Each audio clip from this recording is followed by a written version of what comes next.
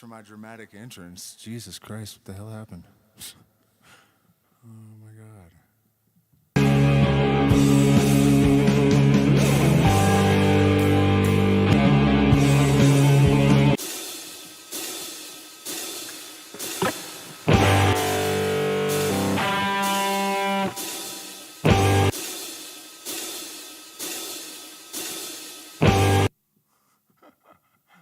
Why in the hell did that happen?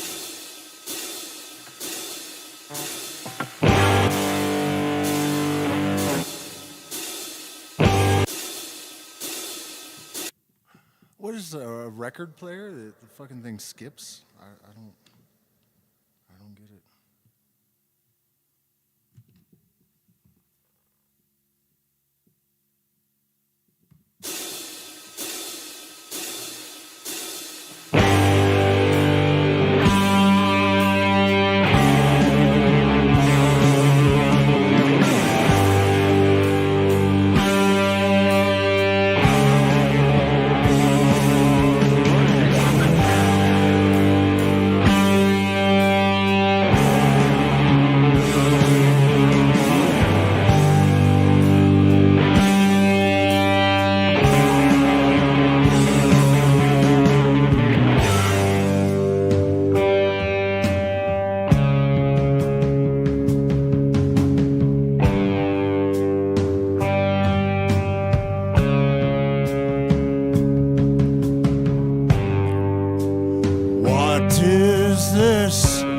That stands before me.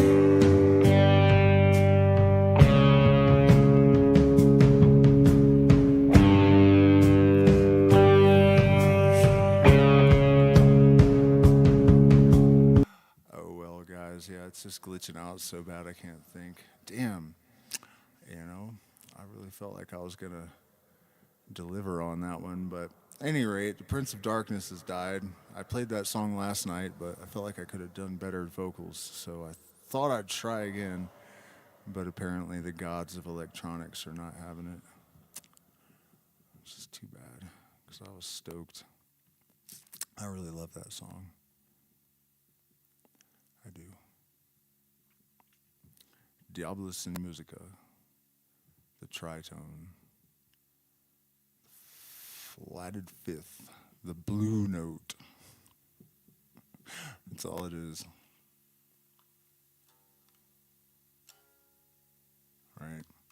So we're getting into the last two chapters of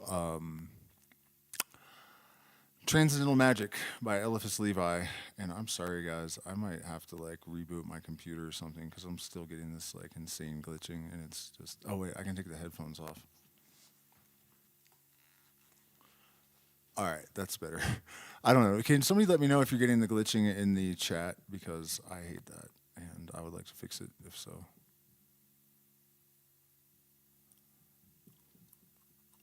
Glitching audio? Anyone? Going once, going twice?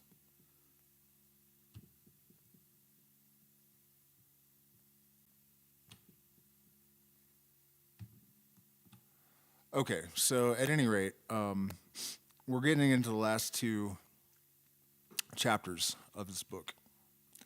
And the second one is longer, and it basically communicates the skeleton key to the entire arcanum of the Western occult tradition. It's going to be incredible, I guarantee that. And before that, we're going to do the second to last chapter, which is the science of the prophets, divination. Let me check in with the chat and make sure, because I don't want to do this and then go back and listen and find out that the audio is garbage. Oh, that's great. There we go. Audio glitchy or no? Somebody please let me know in the chat before I get going. Man, that just sucks with the Black Sabbath song though. Let me check this and make sure that.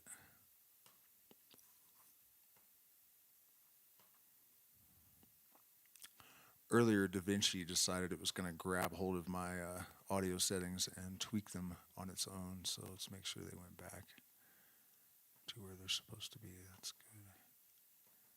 And yep, all good. Okay. Nobody's going to tell me about the audio. All right. Well,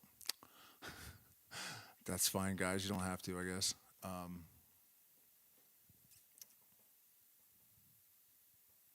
The Science of the Prophets. So, yeah. Second book, Hermes, the book of Hermes. It's going to be deep, and it's going to cover everything. And it's going to give us everything that we could possibly need to know to catalyze our progress and accelerate it and enhance it and give it substance and all that kind of stuff. So the chapter 21 is the Science of the Prophets, which is about divination. So this chapter is consecrated to divination, which in its broadest sense and following the grammatical significance of the word is the exercise of divine power and the realization of divine knowledge. It is the priesthood of the Magus. But divination, in general opinion, is concerned more closely with the knowledge of hidden things, to know the most secret thoughts of men, to penetrate the mysteries of past and future, to evoke age by age the exact revelation of effects by the precise knowledge of causes. This is what is universally called divination. And divination is not woo. You do not need to be a prophet to divine something. Pattern recognition is capable of extraordinary feats of divination on its own, and the reason is that there's really only one underlying pattern. We hear a lot about the holographic universe and how, for example, information, the way it's distributed at the event horizon of a black hole, basically proves holography. So the pattern that underlies everything is basically the same. A good instance of this is the Baron. I don't remember the exact title, but Baron Trump, science fiction books from the 20s or 30s or something, and that their palace is right where Trump Tower is. He has a Secretary of Defense named Mike Pence. All this stuff, and people point to it and say, well, it's proof of a conspiracy, or it's some kind of prophetical thing. And it's not that it's not prophetical, but it's because this pattern has this universal expression that things like that emerge. It is that in the form of a story emerging from the subconscious, but it's the same architecture that gave rise to it in real life.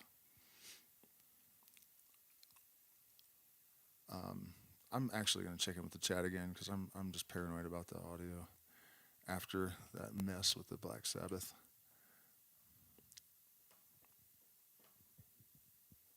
It's all good? Okay, thank you.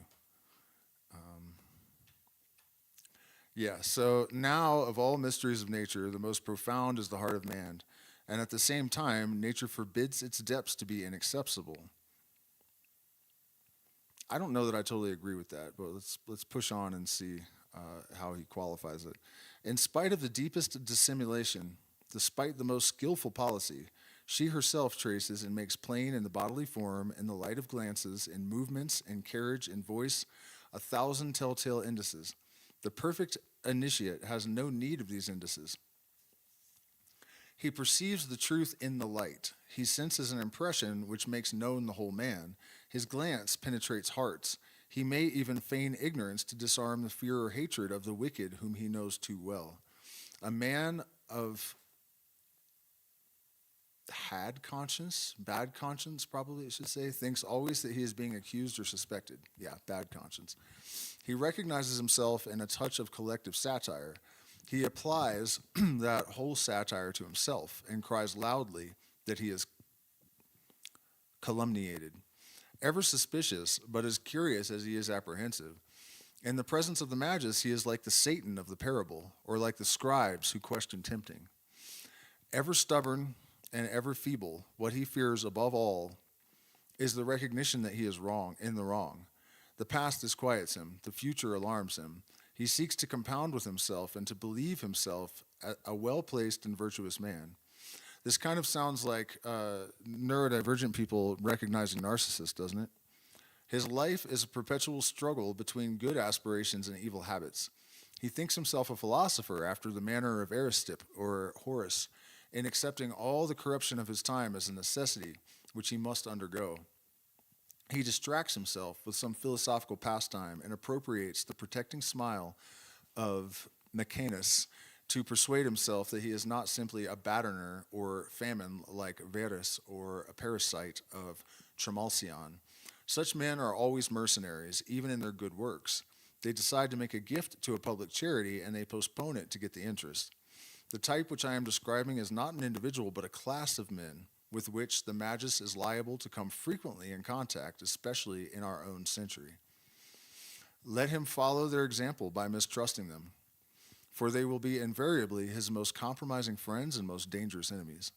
The public exercise of divination is unbecoming at the present period in a veritable adept, for he would be frequently driven to jugglery and feats of skill in order to preserve his clients and astonish his public. Accredited diviners, both male and female, have always secret spies who instruct them as to the private life or habits of those who consult them. A code of signals is established between cabinet and antechamber. An unknown client at his first visit receives a number. A day is arranged, and he is followed. Doorkeepers, neighbors, servants are engaged in gossip, and details are thus arrived at which overwhelm simple minds, and cause them to invest an impostor with the reverence which should be reserved for true science and genuine divination. What he's kind of referencing there, I think, is actually Blavatsky, because any real magician knows that magic doesn't always work. And the scientific protocol, I guess, part of it is that things must be repeatable, otherwise they're not relevant. And that's not realistic. In my own case, I have absolutely no doubt that I have had, prophetical thoughts, I guess, specific dates and events and plenty of them. But I cannot just do it at will. And so if, a normie, a muggle challenges me, they'll say, well, then tell me something. And, there's no guarantee that I can do that at any given moment. So they'll write it off, and people like Blavatsky, I don't think she was entirely a fraud, but she decided to make public demonstrations of this. And so she rigged things so that if it failed, she would not look stupid. And she got caught doing this. So I believe that was all a reference to her shenanigans.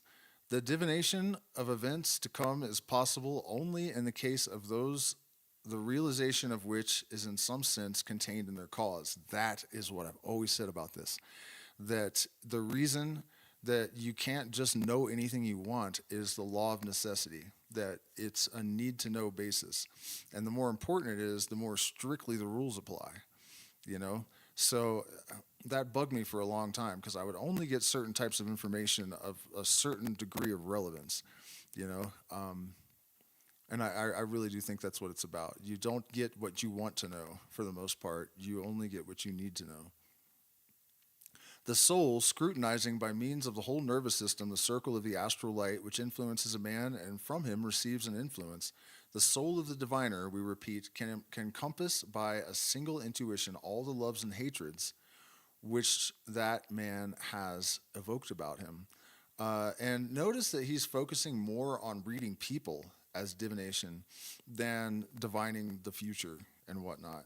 And there's a good reason for that, because reading people through intuition is something that any initiate of, I don't know if I should say high degree, but reasonably high degree, is extremely good at. You read the entire contents of a person as soon as you look at them, to a certain extent. And it's a tremendously valuable skill. You can also use it to help people. In my plant medicine practice, it's tremendously valuable that I just kind of tune in to what's happening with people, and I start working on it before we've talked about it.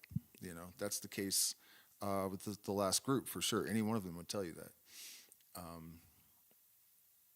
It's a really interesting thing, and plant medicine does help, by the way. You're way better with your intuition, particularly ayahuasca, but San Pedro also.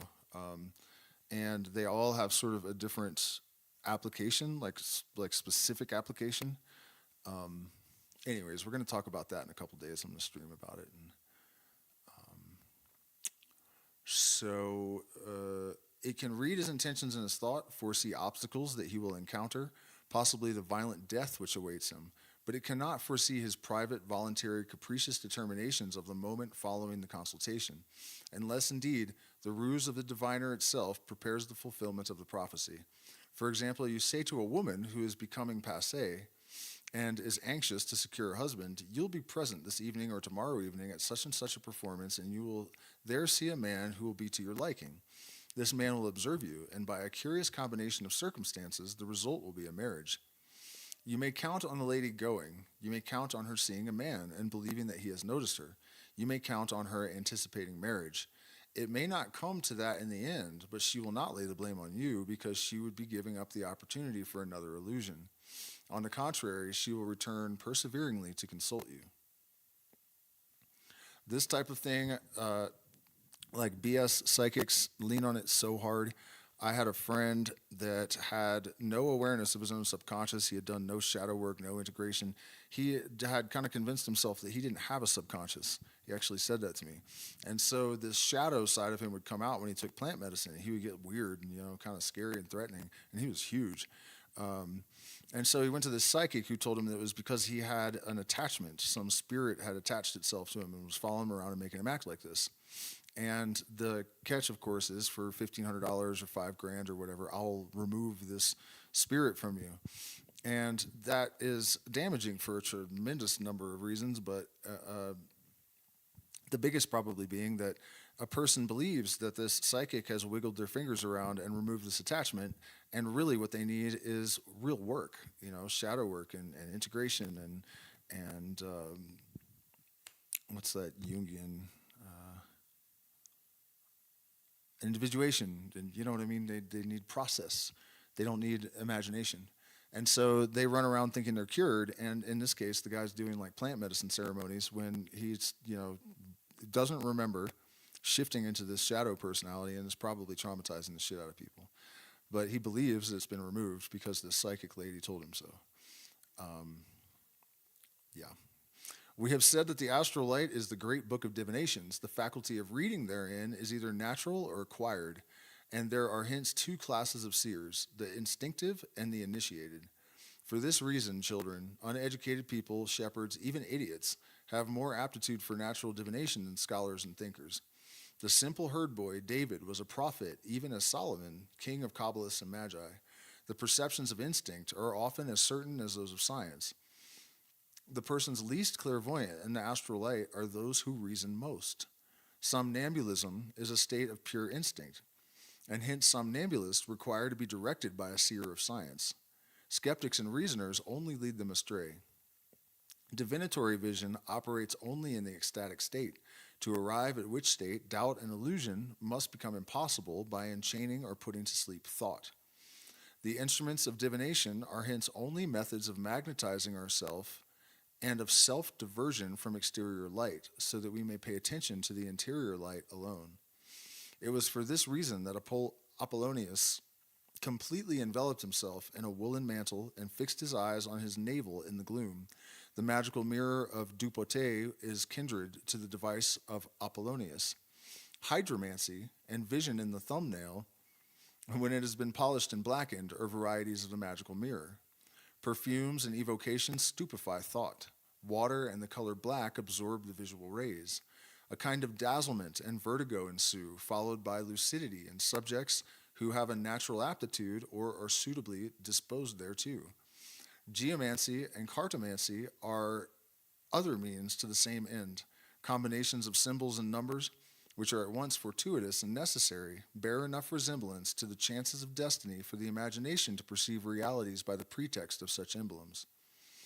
The more the interest is excited, the greater is the desire to see. The fuller the confidence in the intuition, the more clear the vision becomes.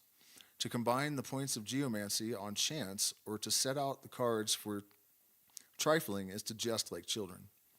The lots become oracles only when they are magnetized by intelligence and directed by faith.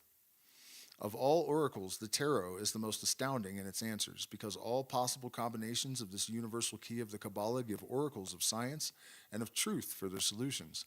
The tarot was the sole book of the ancient Magi. It is the primitive Bible, as we shall prove in the following chapter, and the ancients consulted it as the first Christians at a later date consulted the sacred lots. That is, Bible verses selected by chance and determined by thinking of a number. Mademoiselle Lenormand, the most celebrated of our modern fortune tellers, was acquainted with the science of the tarot, or knew it only by the derivation from Etiella, whose explanations are shadows cast upon a background of light. She knew neither high magic nor the Kabbalah, but her head was filled with ill-digested erudition, and she was intuitive by an instinct which deceived her rarely. The works she left behind her are legitimist tomfoolery, ornamented with classical quotations, but her oracles, inspired by the presence and magnetism of those who consulted her, were often astounding. She was a woman in whom extravagance of imagination and mental rambling were substituted for the natural affections of her sex. She lived and died a virgin, like the ancient druidesses of the Isle of Seine. Had nature endowed her with beauty, she might have easily, at a remoter epoch, played the part of a Melusine or a Veyeda. The more ceremonies employed in the practice of divination, the more we excite imagination both in ourselves and in those who consult us. The conjuration of the four, the prayer of Solomon, the magic sword to disperse phantoms, may thus be resorted to with success. We should also evoke the genius of the day and hour of operation and offer him a special perfume. Next, we should enter into magnetic and intuitive correspondence with the consulting person, inquiring with what animal he is in sympathy and what in antipathy, and so also concerning his favorite flower or color. Flowers, colors, and animals connect in analogical classification with the 7 genii of the Kabbalah. There's a book that has all of these correspondences, 777 by Aleister Crowley. And the reason that this stuff works is that there are, the universal mind is basically an allegory translation machine, right? And so, for example, golden light, Levi wrote that they're the same thing. I came to suspect that, and then I thought, well, there's got to be some sort of resonance or something that could be measured, detected, described, that would confirm that they are indeed the same thing. And a couple of weeks ago, research was completed that confirmed that they are basically the same thing on a resonant level. The Langlands program guys figured that out. So you have similar relationships between other things, like what's his list? Flowers, animals. You know, this is why if you do a lunar invocation on Monday and you have white and you have pearls and all of these things that are associated with the moon and whatever it is, because you're basically taking, just as the body of the deity exploded into the universe and all of its constituents became the parts and the mind became the laws, you have microcosms and microcosms, like those Russian dolls that so it's kind of the same thing. And when you assemble the pieces, the different aspects of this one essence, then you come close to reassembling the archetypal personality or consciousness that it represents an aggregate, right? Or that it creates when it's an aggregate. Those who love blue are idealists and dreamers. Lovers of red are material and passionate. Those who love yellow are fantastic and capricious. Lovers of green are frequently commercial and crafty. The friends of black are influenced by Saturn. The rose is the color of Venus, etc. Lovers of the horse are hard-working, noble in character, and at the same time yielding and gentle. Friends of the dog are affectionate and faithful. Those of the cat are independent and libertine. Frank persons hold spiders in special horror. Those of haughty nature are antipathetic to the serpent. Upright and fastidious persons cannot tolerate rats and mice.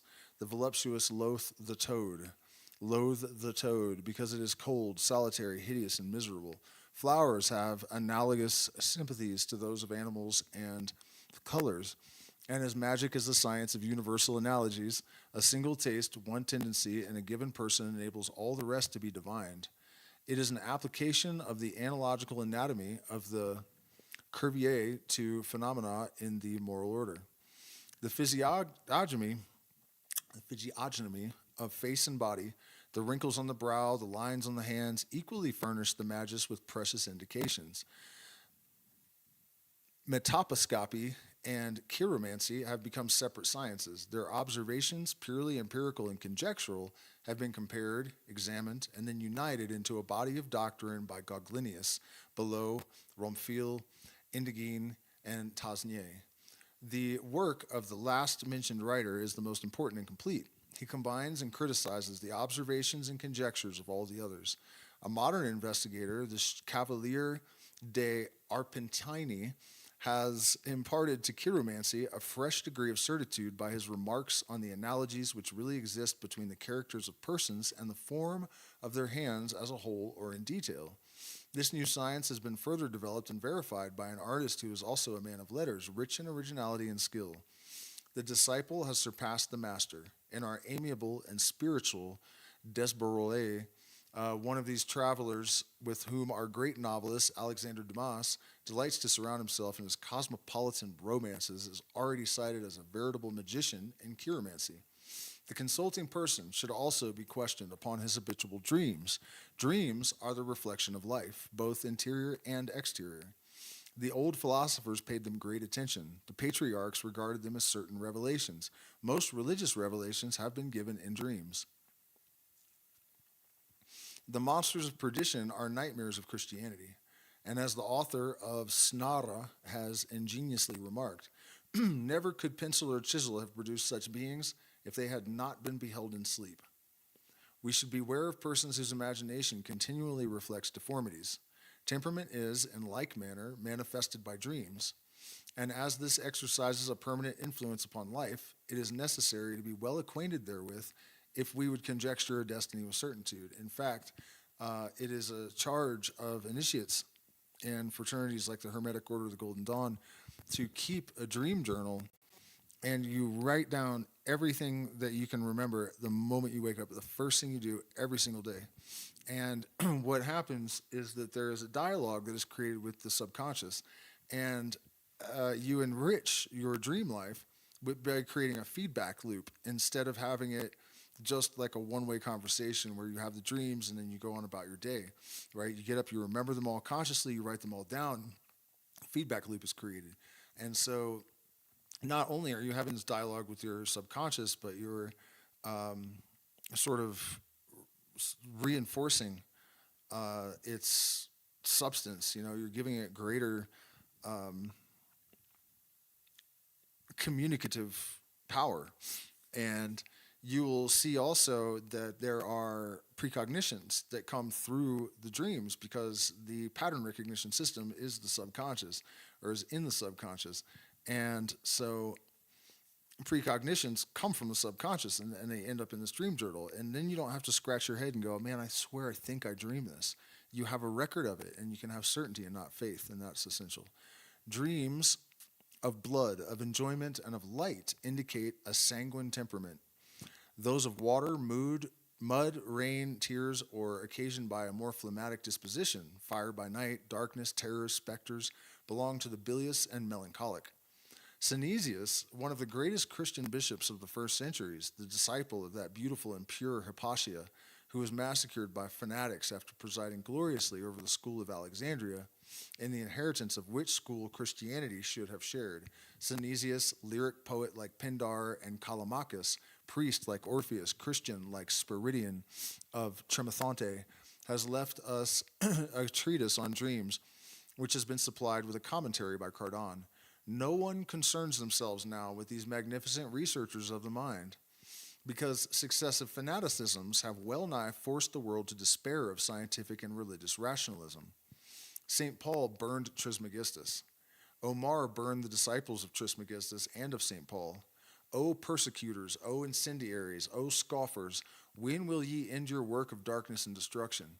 One of the greatest magi of the Christian era, Trithemius, irreproachable abbot of a Benedictine monastery, learned theologian and master of Cornelius Agrippa, has left among his unappreciated and inestimable works a treatise entitled De Septem Secundius ed est intelligentius civ spiritibus orbis post diem moventibus.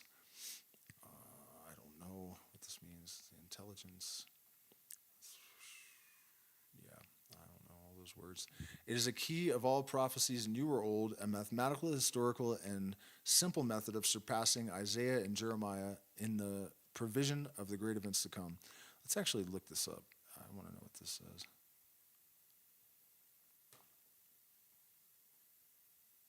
Oh, wait, you can just search Google for it right away, huh? Wow, look at that.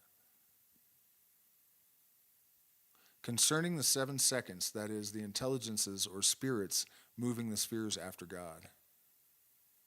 This refers to a work by Johann Trithemius, a 15th and 16th century German Benedictine abbot. Well, we knew that already, didn't we?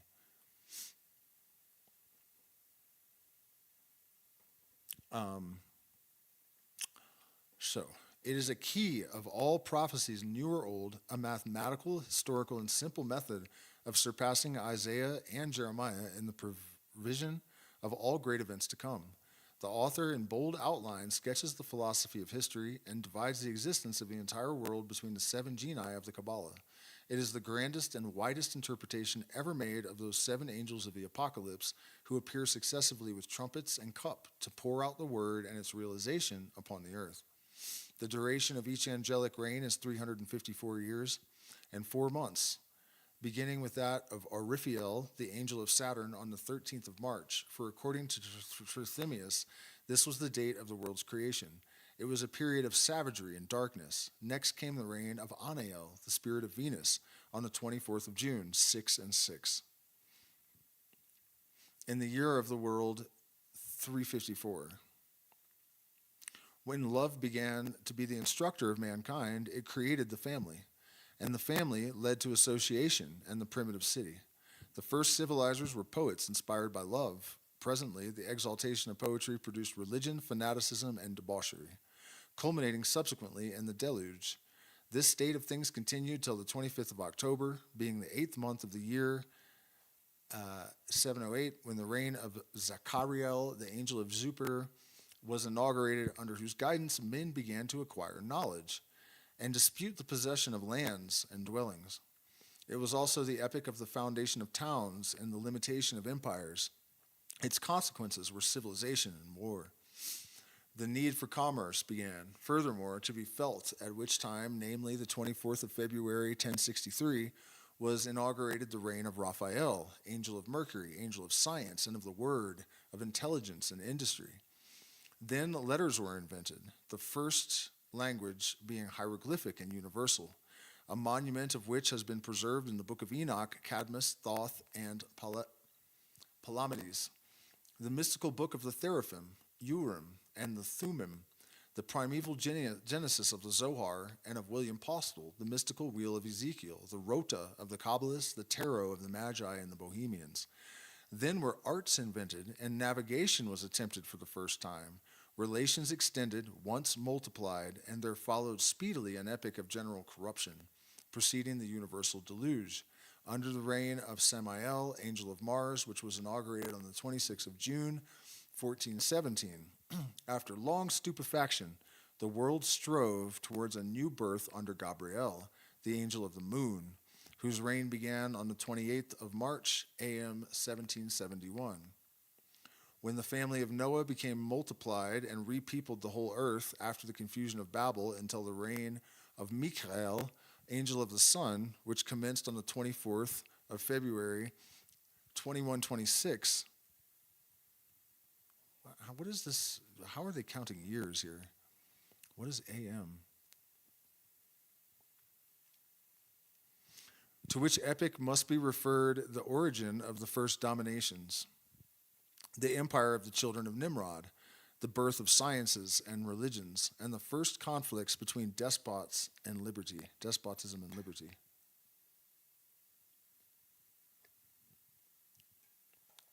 Trithemius pursues this curious study throughout the ages, and at corresponding epochs exhibits the recurrence of ruins. Then civilization, born anew by means of poetry and love, empires reconstituted by the family, enlarged by commerce, destroyed by war, repaired by universal and progressive civilization, subsequently absorbed by great empires, which are the synthesis of history.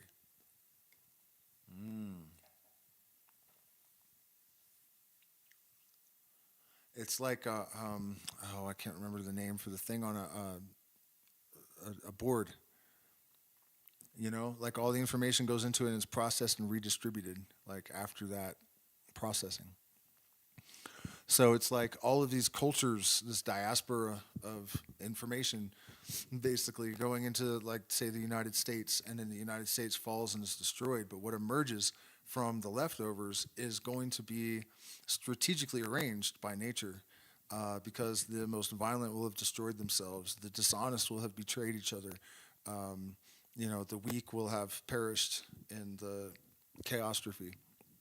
And so what emerges is kind of a consolidation of the best parts of the old empire, hopefully.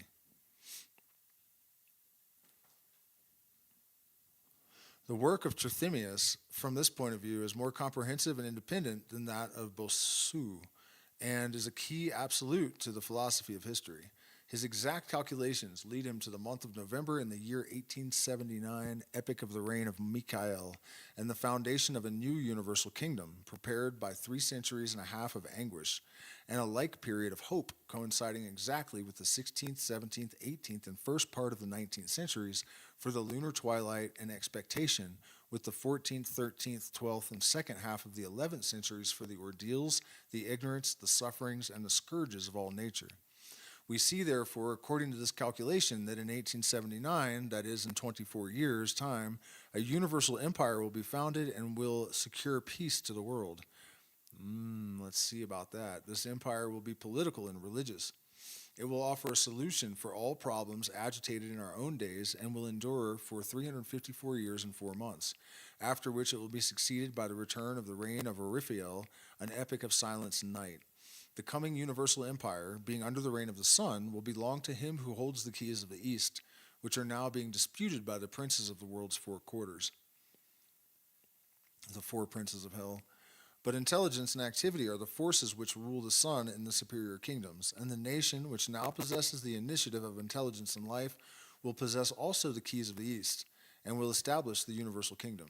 To do this, it may previously have to undergo a cross and martyrdom analogous to those of the man-god. But dead or living, among nations its spirit will prevail, and all peoples will acknowledge and follow in 24 years the standard of France, ever victorious or miraculously raised from the dead. Such is the prophecy of Trithemius, confirmed by all our provisions and grounded in all our hopes. So it kind of sounds like he's talking about the United States and or some faction within the United States that would be an extension of the original Illuminati, and not in any kind of negative sense. It is, he's suggesting that there is some sort of movement that was founded at that time, sounds like in the U.S., and that there would be a period of tribulation where it would look like all is lost, and then this new kingdom would emerge upon the earth, and that's exactly what's happening right now. And I've been saying for a while that I am not entirely confident about which way the cards will fall, but over the last couple of weeks, I've become a lot more confident that the only possible outcome is the necessary outcome. And the universe, we can tell from, say, the process of evolution, things are improving. Things get better and more efficient. So there's a attractor that is drawing everything upwards and in the direction of perfection. And so despite the fact that the chaos and the existential threat right now is pretty overwhelming, that also is a necessary set of conditions for this process to coalesce. That's my word, son. So let me check in with the chat and see about going further, because I want to make sure that we have a good number of people for this one, because this is going to be the grand finale, and I'm sure there's going to be some powerful stuff in there. But I also know that part, all right, we got 14 people. That's good enough for me. All right, let me check in with these. It looks like there's been a lot of interaction that I've missed, so let me catch up a little bit. Thank you, Carson, for saying that. Hello, everyone. 9393. Why did I just feel pulled? I don't know. Do you want the full story? What story?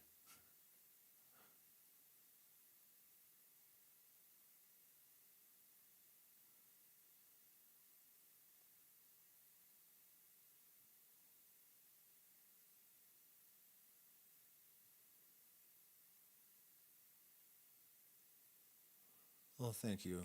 It's nice to hear on one of your favorite channels. If so, please hit the like button, share, subscribe, and consider becoming a patron. We're demonetized. Quantum immortality is a concept you can't subjectively die due to the many worlds interpretation of quantum mechanics. Yeah, I had an experience where I really felt like that happened, where I thought I must have died because the synchronicities and stuff and it wasn't just synchronicities. It was like, anyways, I'll tell that story in a different video, but I wonder about that. The thing is, we see people get old and then die objectively. So if you didn't die subjectively, your experience would be that you just kept getting older and older and older until, I mean, I don't know. I don't know if it works, really.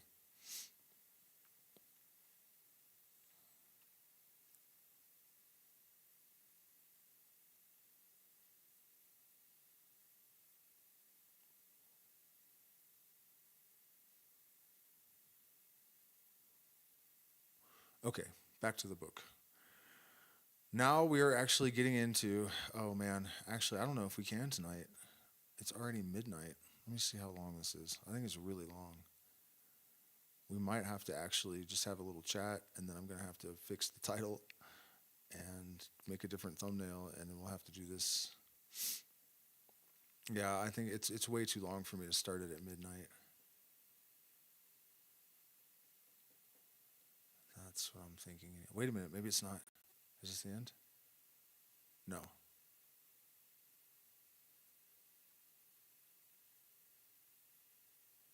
Yeah, I think it's just too much to start so late. I guess I tricked you guys. Sorry. Yeah, we're going to start this one at the top. But I'll hang out and chat for a bit. I'm down with that if you guys are down with it. Let me go and... I'm tempted to try to play that Black Sabbath song again because I was really pissed off when my shit glitched out earlier and I couldn't do it.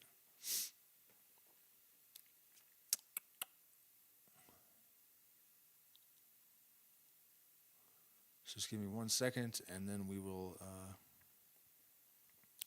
discuss all of this divination stuff and whatever else you guys, if you have any subjects that you want to throw out in the chat, I'm happy to offer what I can.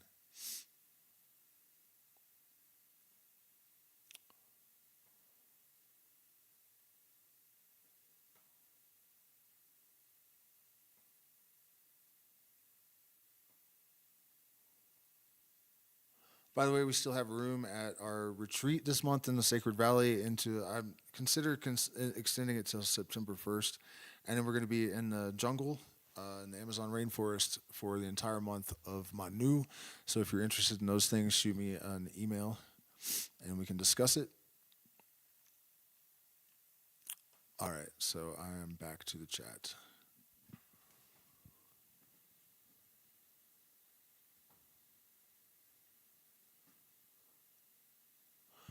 All right, guys. So I'm basically just waiting for you to pop stuff into the chat, questions, subjects. I'm going to have a little bit of coca paste because I'm getting tired.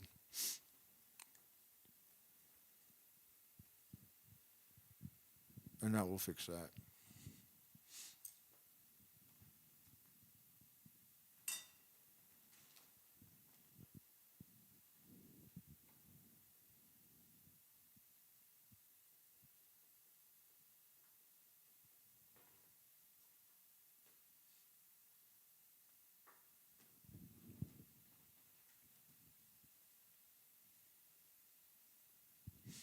For those just popping in, we're at the Q&A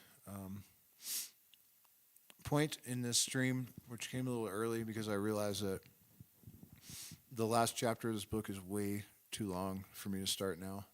I'll be up until 3 in the morning, and I have to drink San Pedro. We're going for a hike at the retreat to these petroglyphs that are in my neighborhood, and they are drawn in blood, and they're just all stick figures of alpacas. But it's wild because they're 7,000 years old, and it's a conjuring. You know, they were trying to manifest the prey animal by drawing, you know, a depiction of them having an orgy. Basically, it's like an alpaca orgy. But the really cool thing is that if you walk about 250 yards away from this petroglyph wall, there is an eagle eyrie, and there's a bunch of eagles all nested, and a kite too for some reason with the eagles. So it's super cool. So we're going to drink some San Pedro and head up there.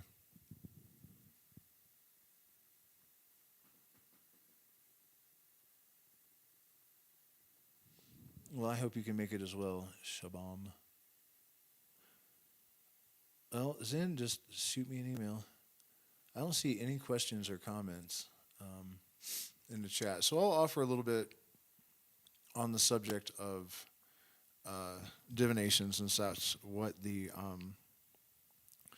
chat was about, you know. And it was really also about reading people, which is a really interesting thing, you know. How we do that with such depth, I think, is proof of parapsychological phenomena. For example, my mother named me after a guy named Michael James. My middle name is James Michael. And she told me that he had died on a motorcycle, and because my name is Harley, right? And when I was going through my Chapel Perilous, or, you know, like rapid awakening phase, I had this voice that would guide me. And one day it told me to call my mom and ask her what really happened to Michael James. And so I did. And she's like, "What do you mean?" And the voice said, "Ask her about Steve Miller." So I asked her about Steve Miller, and she said, "That's the guy that drove him to unalive himself. What are you doing? You're scaring me," you know, kind of thing. And so it turned out that he had drank himself to death while huffing dust off at a golf course. I ended up marrying a girl whose last fiance had accidentally unalived himself while playing PGA golf, drunk and huffing dust off. So when psychologists, you know, tell us that we are just looking at subtle body language clues and whatnot, and that's how we end up in these situations, I think marrying a girl whose fiance died in the exact same manner that my mom's did is a little bit deeper than just recognizing some body language cues.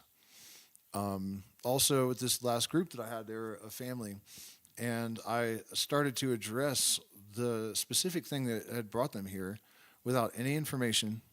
The first time that we drank San Pedro, I just started talking about all this stuff that turned out to be kind of like the theme, you know? And you can't really explain that through just, you know, like, for example, I grew up an outlaw, right? So my ability to read people, my life depended upon it for a long time. So, you know, you could possibly attribute it to that. I mean, I've had people suggest that, you know. And it is true that it's different if environmental pressures compel you to develop some skill than if you just decide you want to get good at something. You know, the subconscious is capable of engineering capacities in a way that we would struggle to do consciously. So if it's a matter of survival, you'll become very adept very quickly, if you're lucky. Otherwise, you might be dead, right? So, But I still don't think that accounts for this type of stuff. In fact, I know it doesn't. And just like the other type of divination, where we're precognizing, it's essential that you have developed your emotional intelligence and your objectivity, honed your critical thinking skills, because you may become paranoid. You may condemn people unfairly, just as if you start having precognitions and you chase them, and they're not precognitions, they're just wish demons, you find yourself in trouble. And it actually aggravates it when you start getting good at this if you haven't developed those capacities, because you're more confident that you're correct. So if you become suspicious of someone that doesn't deserve it, you believe that you are correct because you've been correct before. It's like the gambler's fallacy. They hit 7 times in a row, and then they think that it's, their luck, that it's going to continue. It's also called heuristic bias.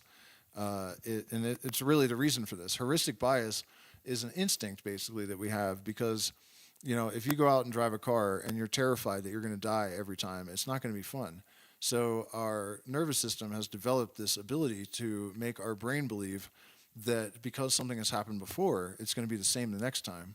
We know it's not, but that's why you can get in a car without being terrified. It's also why you believe you're going to continue to win in a gambling streak, right? So sometimes our instinct works against us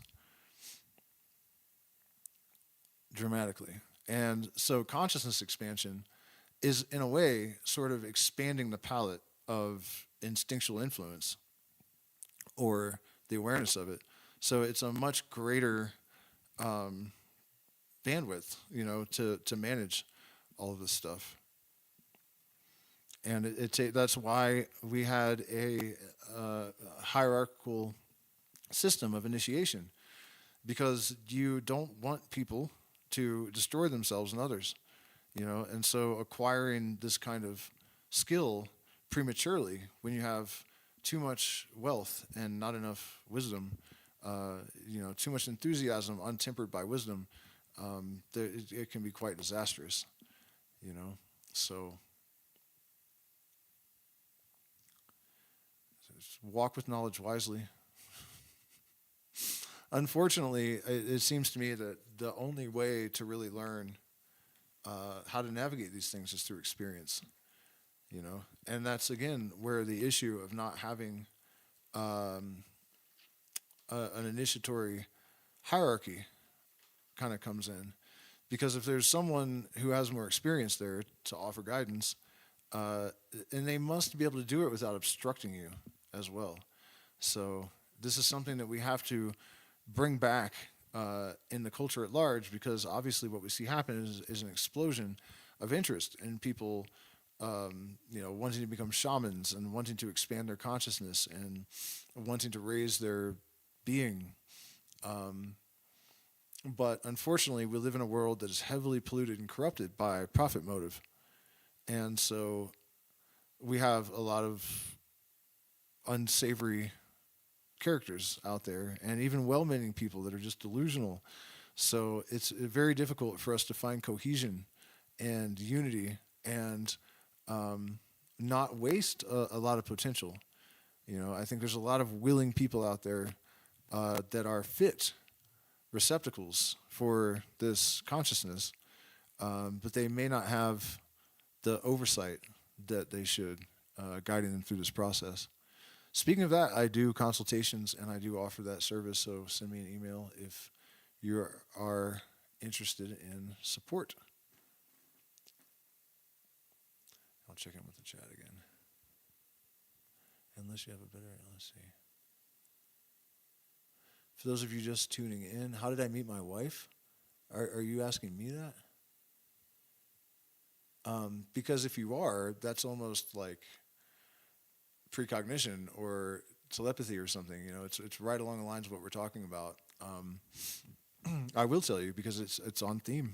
So weird that your random question fits so well. But I came to Ecuador to visit my mother, who was a narcissist, and I hadn't spoken to her in like 8 years. And she ended up unaliving herself while I was here, which was her plan, I think, from the beginning. And before that happened, though, I went to an ayahuasca ceremony. And the next day, like in the morning, this coffee shop was between the ayahuasca place and where I was staying, so I went right by this coffee shop.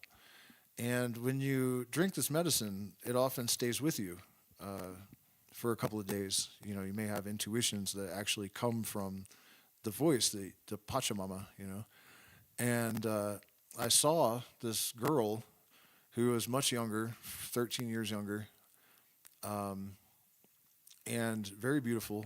And I didn't think anything, though, because it just seemed absurd. And when I saw her, my eyes locked on, and I heard this ayahuasca spirit saying, "She will have your children."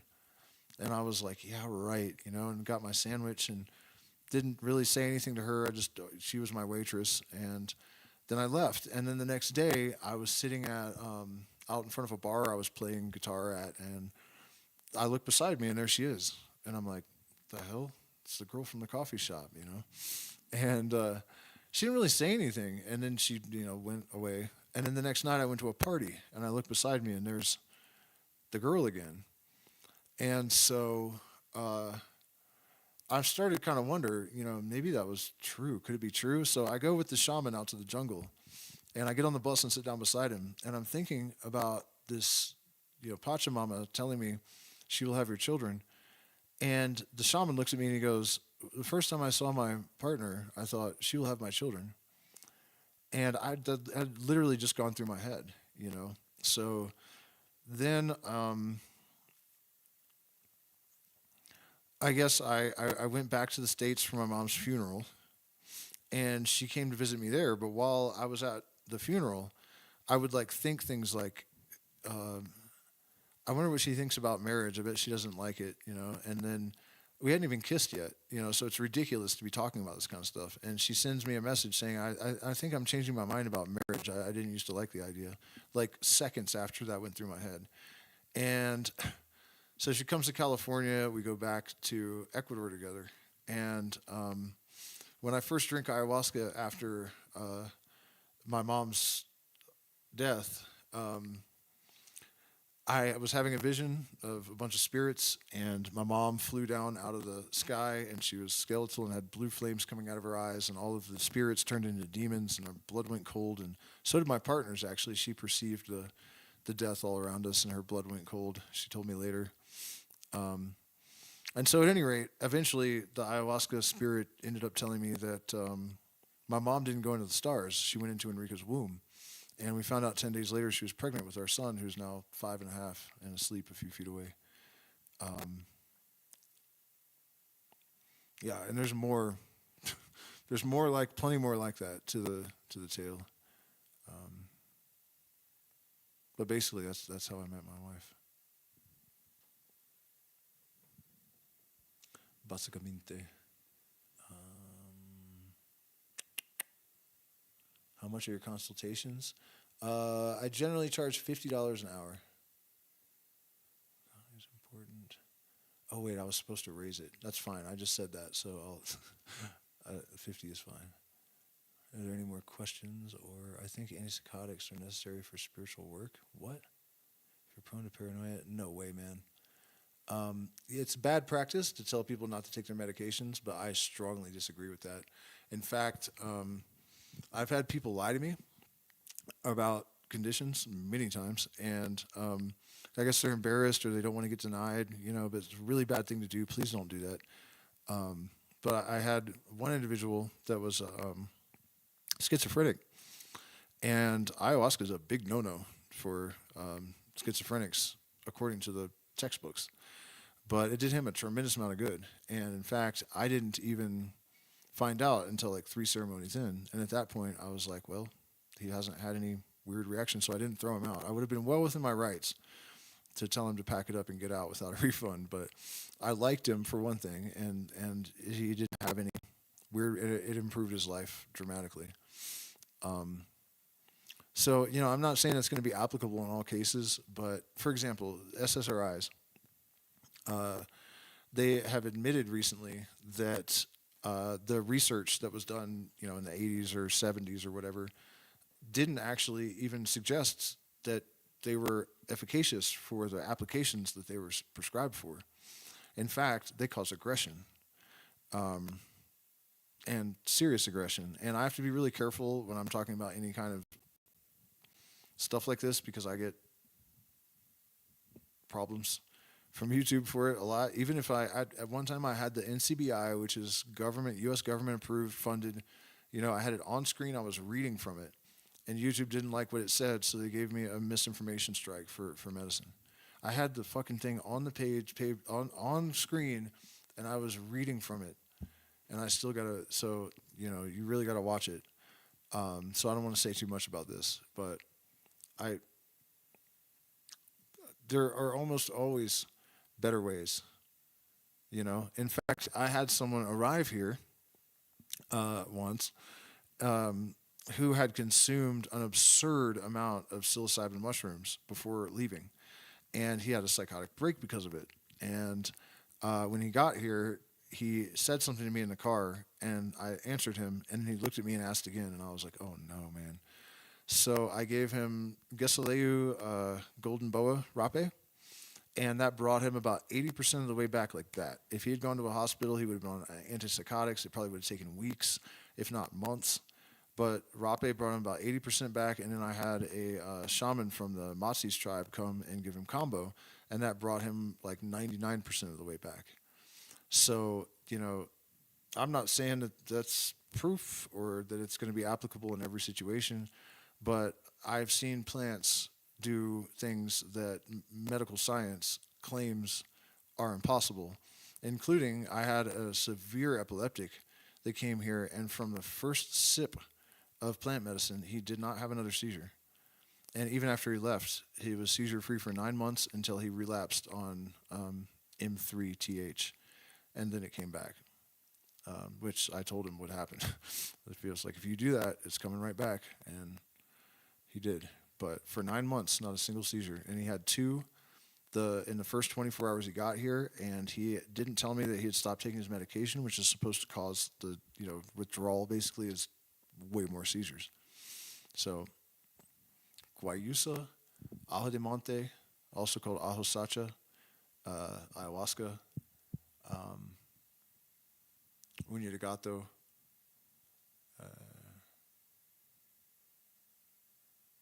chacruna, chalipanga. Pretty sure that was it. No more epilepsy. So, make of it what you will.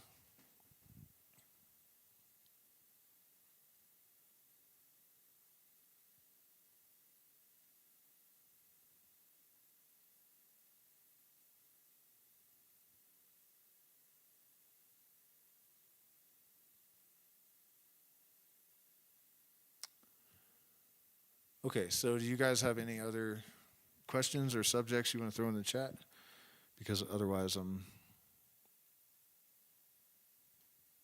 just 12:30 almost. I mean, I'm good if you guys have something for me, but you guys have to prompt. I'm like AI right now. You got to prompt me or you're not getting anything back out of me. Please hit the like button and share, subscribe, consider becoming a patron. We are demonetized, so without your support, we don't get any compensation for our time providing all this lovely information.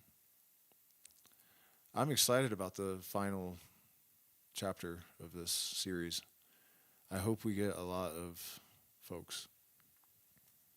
That's another reason I wanted to not do the last chapter tonight. I want to be able to have some time to promote it because it's gonna be good. And I don't know, if this has occurred to all of you guys, but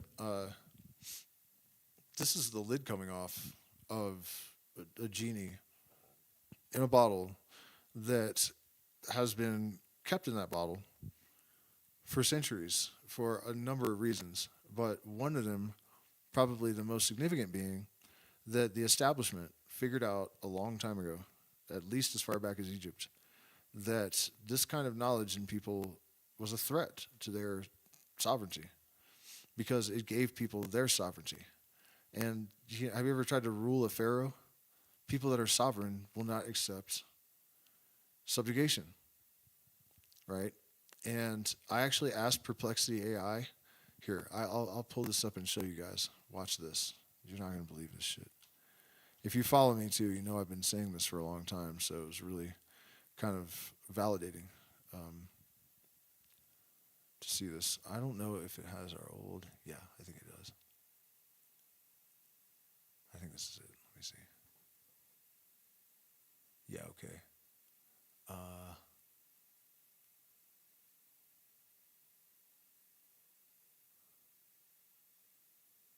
Sorry, I gotta find it. Reference Pharaoh banning. Okay, why did Pharaoh and why did ancient Egypt and Rome ban the mysteries?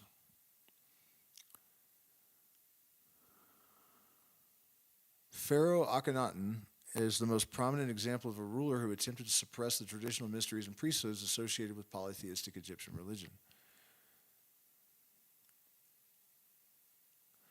The religious revolution was a political act intended to centralize religious power and break the authority of established priesthoods, especially the influential Amun priests.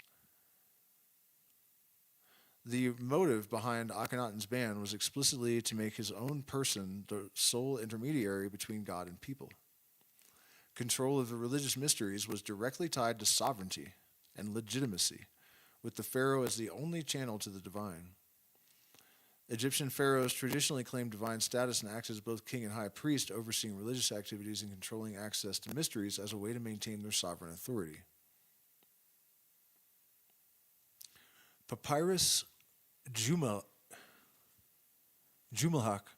reflects the idea that the health of the kingdom and royal power depended on exclusive and proper ritual practice, with rebellion or disorder linked to threats to the king's ritual control. Suppression of mysteries in 3rd century Rome. In the 3rd century CE, the Roman authorities enacted several bans and persecutions against secretive or mystery cults, especially as the empire faced instability and sought to control thought and maintain state sovereignty. Laws were issued forbidding nocturnal religious rituals and magical practices, often explicitly referencing the dangers such groups pose to public order and imperial stability. This is what they've been doing to the Illuminati all these years, demonizing them in order to make people afraid so they wouldn't find out what they really were. The imperial brothers Valentinian and Valens reinforced long-standing bans on secret rites, justifying them as a necessary protection for the state. Hold on, though. It gets better. Roman legislation targeting secret rites and philosophical schools was explicitly motivated by the need to protect imperial sovereignty and to control public thought. Mystery cults and alternative philosophies were seen as sites of alternative loyalty and centers of independent power, which could foster dissent. Suppression included ritual bans, book burnings, and restrictions on association, especially amid times of crisis or perceived threats to the empire's legitimacy. Imperial policy often emphasized that true sovereignty required intellectual and religious uniformity. Freedom of expression was tolerated only so far as it did not challenge the fundamental values of the regime. Suppression of philosophical schools and other rites was justified as necessary to ensure loyalty to imperial authority. Egypt. Specific suppression, ban of traditional mysteries, motive, centralize religious power, enforce royal sovereignty, control thought. Control thought. Rome, bans mystery cults to protect imperial sovereignty, control of thought, suppress alternative loyalties.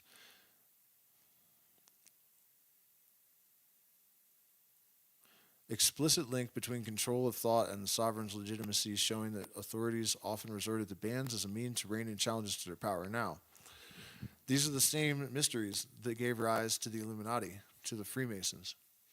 Does it really sound like the establishment likes them? I'm not saying that there aren't establishment people in the Freemasons, and it hasn't been co-opted and hijacked to a large extent.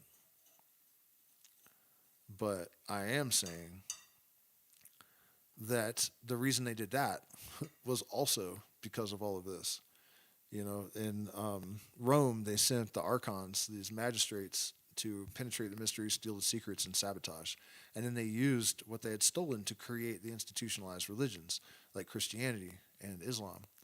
And they did that because people know, they sense the skeleton of truth that the myth is draped over. And so they respond to that and they believe it. But then the myth is crafted so that the potency of the knowledge is extracted and diminished. And even more so, it turns these systems into toxic, disempowering, soul enslaving. It's like the ultimate blasphemy to create a religious system whose the function of which is to occult the face of God rather than to reveal it, to ensure that people do not make spiritual progress and become illuminated. They're designed to prevent that. And they actually use the skeleton of Hermes to create the myths.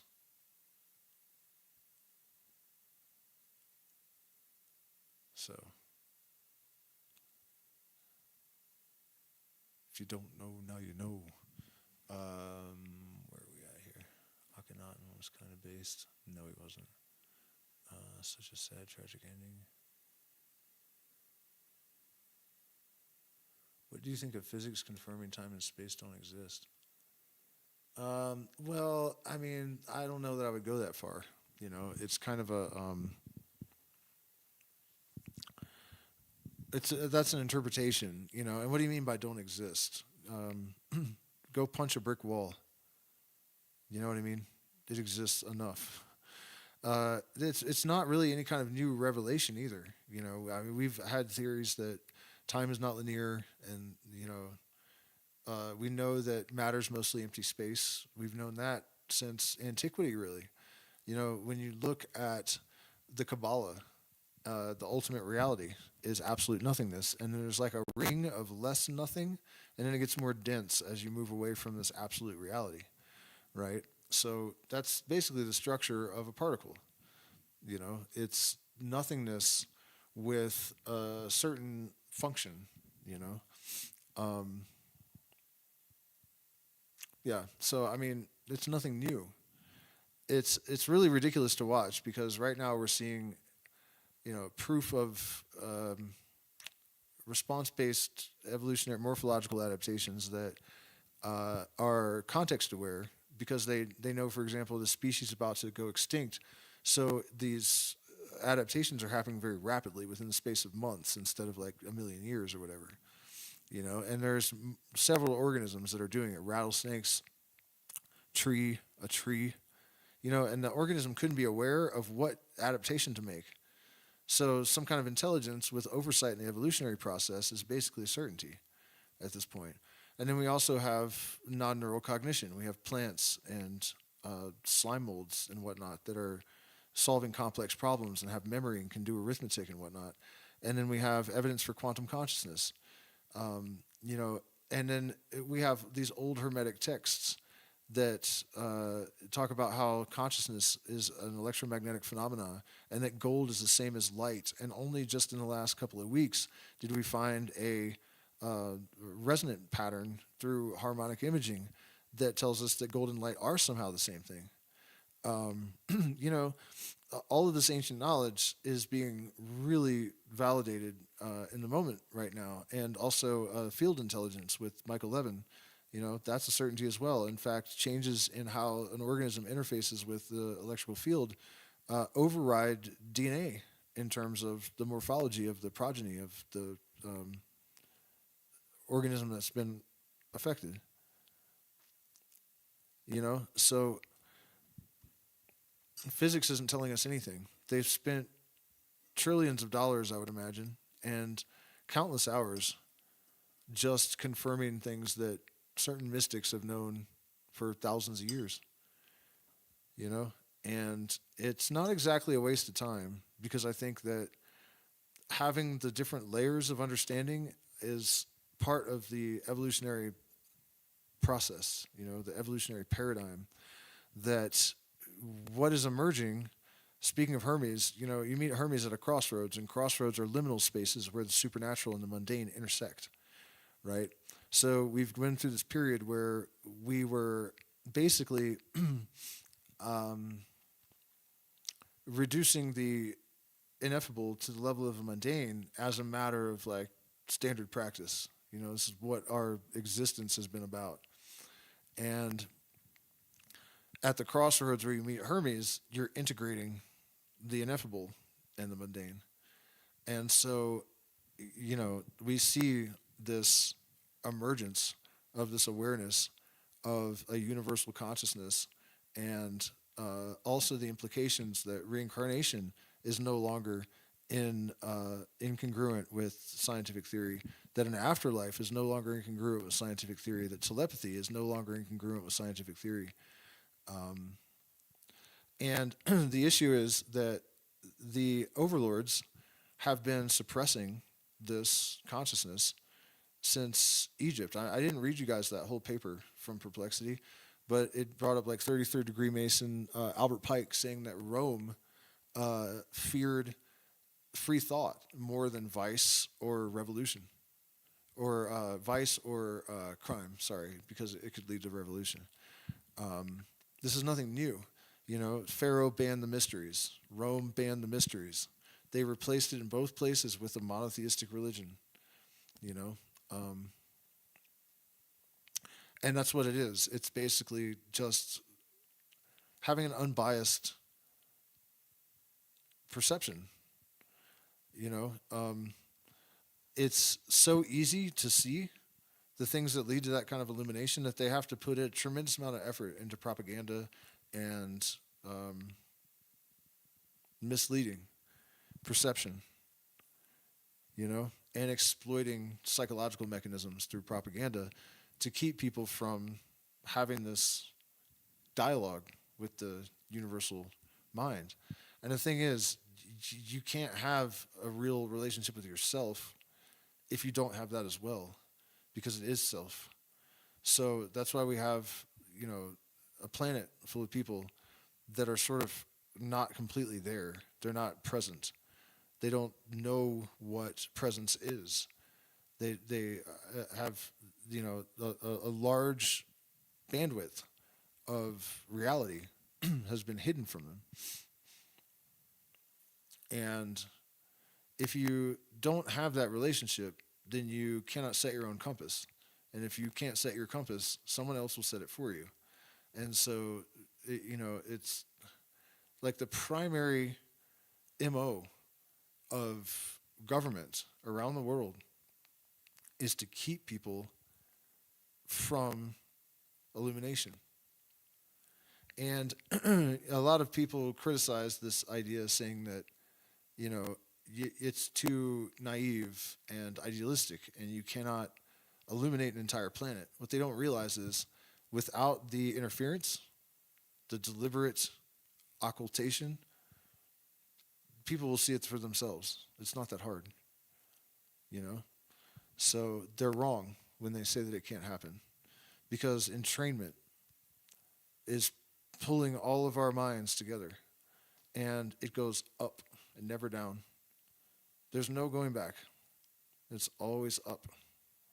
So, there's that, and then there's the fact that it's really obvious, and it's easy to, with the proper training, I guess, proper initiation, it's easy to assist people in that process. Once you have disengaged them from the sandbags, the mind-forged manacles of culture, that part can be difficult, because we all have way too much trauma. We have a lot of paranoia, distrust of everything at this point. People are apathetic. Like, the more bondage that they can create from psychological and emotional dissonance, the more trapped people are in that pseudo-reality, So that's why all of a sudden there's so much interest in psychedelics. There's something in people that is drawn towards truth and that intuits truth.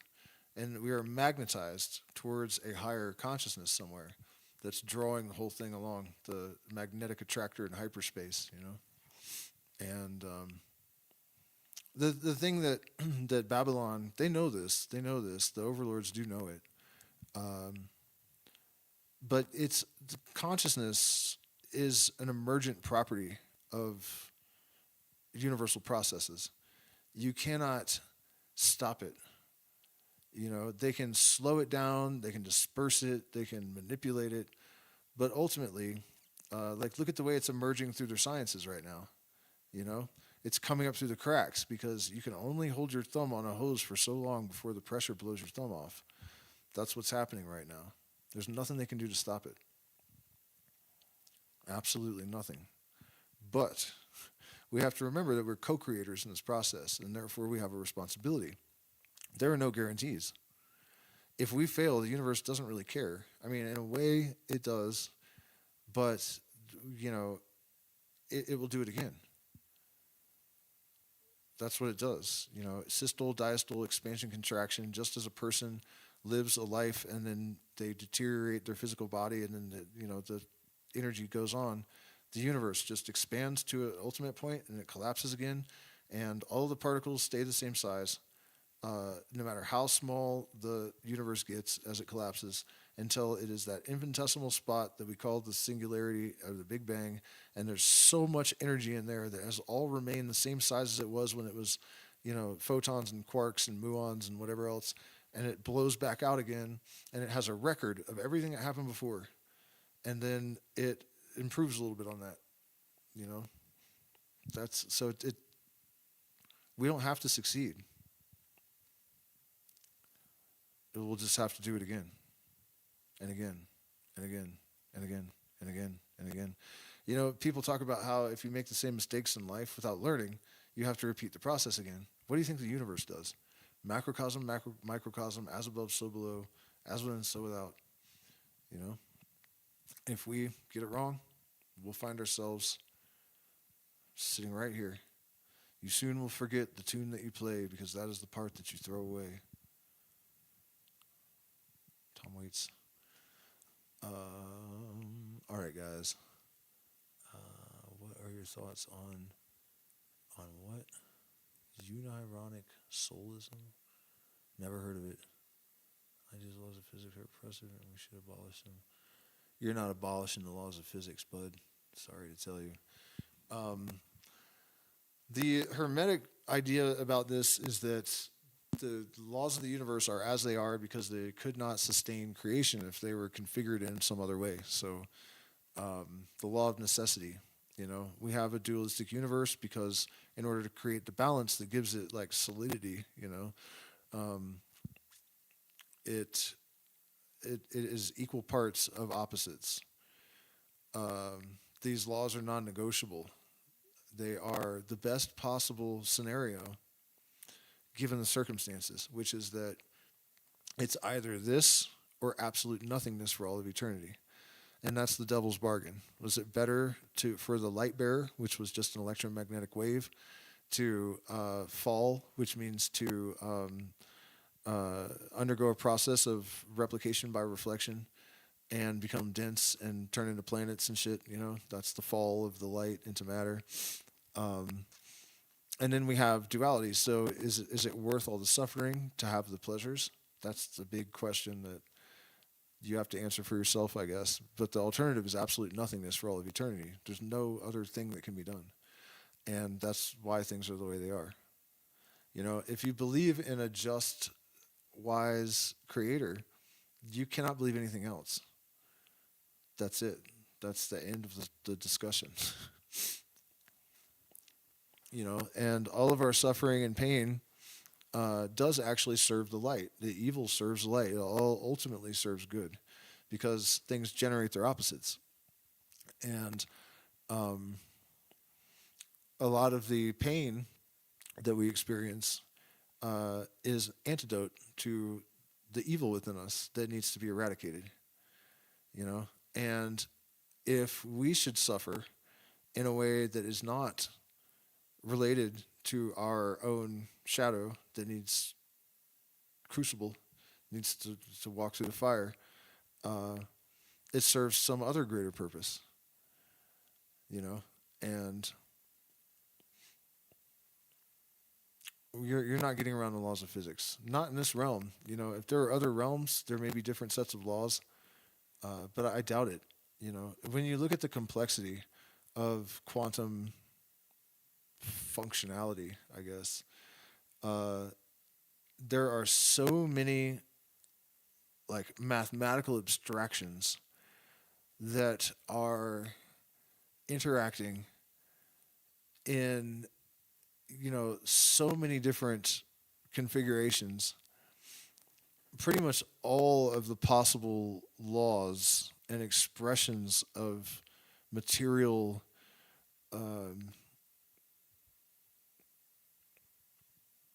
I don't know if engineering would be the right word, but there's way more going on down there than you would think. And so I think that the possibilities are all in use. You know what I mean? That's kind of what I'm trying to chew my way to there. All of the variations and stuff pretty much are all happening because it's just such a complex thing.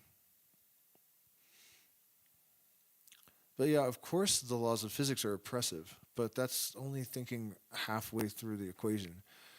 It has to be. When you make a sculpture, you do it by limiting the rock, by taking parts of it away, If we didn't have gravity, it's not just that we would float around. There would be all kinds of other problems, So it is the limitations that actually give us the potentials.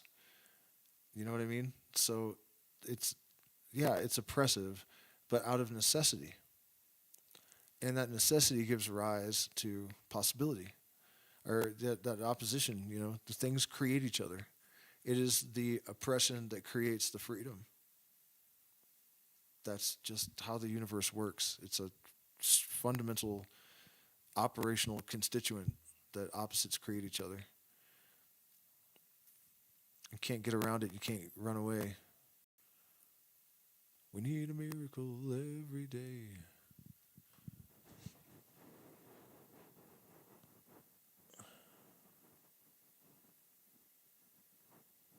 Okay, somebody's saying, but should we organize society without a government and with the mysteries and non-governmental institutions or organizations to enlighten as many as possible? Yeah, that's what the Illuminati was actually trying to do. Seriously, that's what the Illuminati was. Look at the name Illuminati. Does that sound like they're trying to enslave and like make people stupid? And it's stupid. Go read Adam Weisshaupt papers. You can pull them up on the internet. When they raided his house, they took his personal papers and for some reason printed them in the newspaper, and you can find them online. But that's what they wanted to do. They were all like, you couldn't be, I think, older than 28 because they didn't want old boomer types, like bringing the old bullshit into the society, and they were trying to undermine the banking system, and the Templars were trying to do this too. They almost did. That's why they were burned alive. And it's really, when you look at this stuff and you see, okay, the Templars were burned alive, mysteries all banned. Who else? So someone after the Illuminati are all arrested. And they've got you believing that these are the elites. They get burned alive and thrown in prison every time the government becomes aware of them, and you think those guys are the ones behind it? It doesn't make any fucking sense, It's obviously a lie that they're the bad guys. So obviously a lie. It's insane. But the answer is yes and no. There was a problem with the Illuminati, The Weishaupt, whatever. He had some ego, and he was getting kind of like dictatory and stuff, And they were old school dudes, They weren't as evolved as people, as the potential that we have now, So what I'm getting at, I guess, is that the whole point is not to have government institutions, and the reality is that if you have illuminated people, you don't need them. Like, if you achieve even like a baseline level of illumination, you're generally not going to hurt anyone. You don't steal stuff. You don't really lie. And the thing is, illuminated people can't really be tricked. We see through everything. You know, there's no possibility of a narcissist slipping by notice or something. So even the possibility really of deception is eradicated. And it's kind of hard to imagine like how we could possibly have a world without rule, because we have all these fools that are just devious and evil and whatnot. But guess what's happening right now? They're going to take care of themselves in large part. And also, we forget that the illuminated have a hidden hand, are the hidden hand, really. Hidden hand, save us from the dead and dying. Entrainment is basically the term for the fact that the all things that cycle are drawn up towards the thing that's cycling higher. This is why in the Western occult tradition, when the magician constrains a demon to his will, he knows when he says God compels you, he's really saying the law of entrainment dictates that you have no choice but to chase my higher consciousness. And there have been studies, research done over the last couple of years where they have master meditator go into a room and they're measuring everybody's brain waves, and people's cycles go up when the guy comes in, sits down, starts meditating, and they don't return quite as low as they were before either when he goes away. So there's that, and entanglement may play a role in this as well, but the reality is that if people are ascending, and the more of them the better, because it's magnetic, you know, you need it's a physical thing. It's not woo. It's not it's magnetism. Or at least it's an electromagnetic phenomena. And so if you elevate your consciousness, you are having an effect on the entire net of being. It's all being pulled upwards. So every single person that cuts themselves free, that burns the tether from the overseer, and becomes their own Prometheus, every time that happens, the entire human race is moved upwards a bit.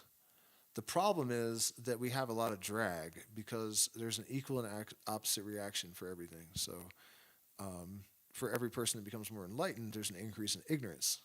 And don't tell me you don't see that in the world right now. There's all kinds of people that are, and then there's a lot going the other way. How do you deal with that? You raise the floor. So that makes it a little bit more complicated. But there's like a sphere that, like Levi was talking about, that it's all sort of contained within. And so it's relative. There's always going to be this juxtaposition of equal parts opposites, but raising the floor is possible. So the lowest point is not as low. That's the formula. The alchemical transmutation of the planet Earth, which is a dumb kind of name, but we named it right because we behave the same. We are dumb all over. Dumb all over near and far. Dumb all over, yes we are. Dumb all over black and white. People we is not wrap tight.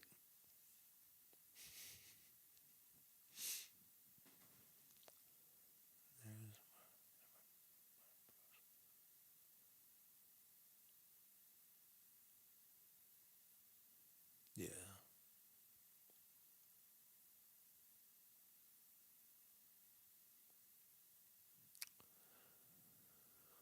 All right, folks. It has been a good stream, but I'm getting a little delirious, and I don't see any more questions or subjects being thrown in the chat. So thank you so much for being here. Please consider supporting the channel.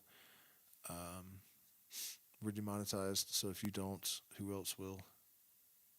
And follow me on Substack if you're not already, because I'm not censored there. I can say what I think, which is nice. Cheers, guys. Good night.